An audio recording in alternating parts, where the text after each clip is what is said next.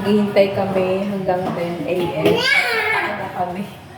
Maaga namin nakarating dito. 9:19 a.m. Kasi na-expect ko na sobrang traffic. Pero naman.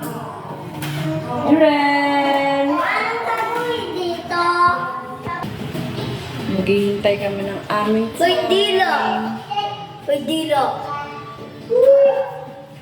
Pila ng katapila. Ayun siya, oh. Uy. Nag-enjoy siya. Dito yung waiting area ng mga baby. Para hindi sila naiinip, May mga gato-gato kasi.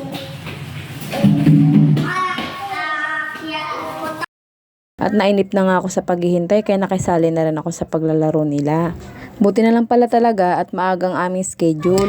Pang 2 oras nga palang binayaran ko ngayong araw. Dahil nga hindi kami nakapunta sa pangalawang araw niya. Nagkasakit kasi si Jorel no. Kaya nitong pangalawang araw namin punta ay binawi namin. Ginawa ko ng 2 oras. Kaya ang naging schedule namin ngayon ay 10 to 12. Hindi na nga muna ako nagtinda kasi nga sobrang aga ng schedule niya. Kaya nagahan namin ng punta. Inaalala ko kasi ang traffic. Kaya umalis kami ng 8:30 dito sa bahay. Nagbaon na rin ako ng pananghalian namin. At doon na rin kami kumain. Napaaga nga ang dating namin dito.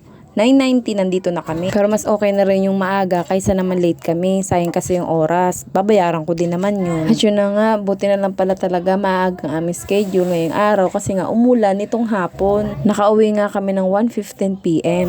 Pagka uwi pa lang namin ay nagkainan agad ulit kami. Kasi sobrang nakakagutom sa biyahe. Pagkatapos kumain, pahinga konti tapos pinatulog. Ilang araw din kasi silang walang tulog. Gawa ng lagi akong umaalis, isinasama ko sila. Wala kasi talaga sa kanila dito magbabantay sa hapon. Kasi ang dalawa nilang ate ay pumapasok panghapon sila. Dahil sa umagang schedule namin ngayon, itong grade 1 ko, hindi ko muna pinapasok. Pinagpaalam po muna sa teacher niya.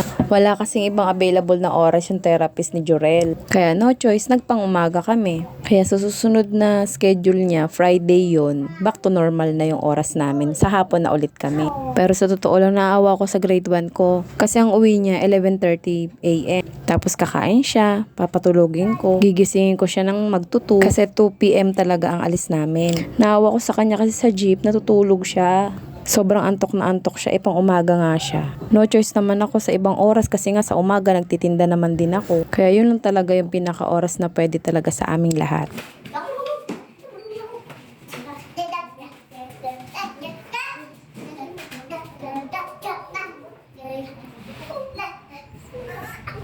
Huwag mo na tanggalin. Ba't mo ba tinatanggal yan? ABCD ka? Alphabet ka? Hindi ang tanong mo. Sisiraw mo yan. Sinasabi ko. Pabayaan mo siya. Ano gagawin niya? Tigilan mo. Umupo ka. Kung ano may notebook dyan, magkulong ka.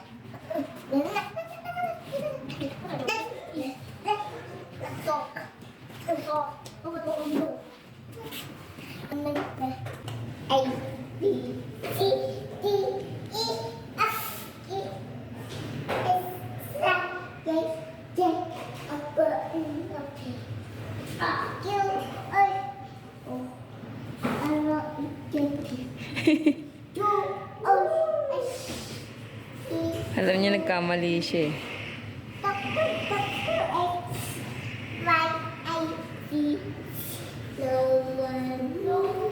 Anong no my?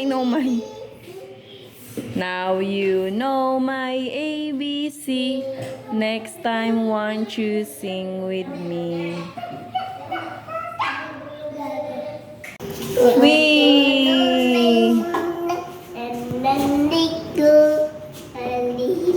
Kuya, wag malakas. Umalis ka dyan. Tama na. O mahulog siya. Ay, sus. Wee! Wee! Wee! Ilang beses sasabihan. Wee! Wee! Oh, hold! Wee! Happy, Jurel? Happy, Jurel! Happy! Hi guys! Hi, Ito naman guys. ang kanilang waiting area ng mga bantay. Ayan. Aircon din dito. Tapos may CR sila. Ayan. May CR sila dyan. Tapos itong pinto na to, dito sila nagte-therapy. Doon na sila nag-start mag-turuan ng kanilang teacher.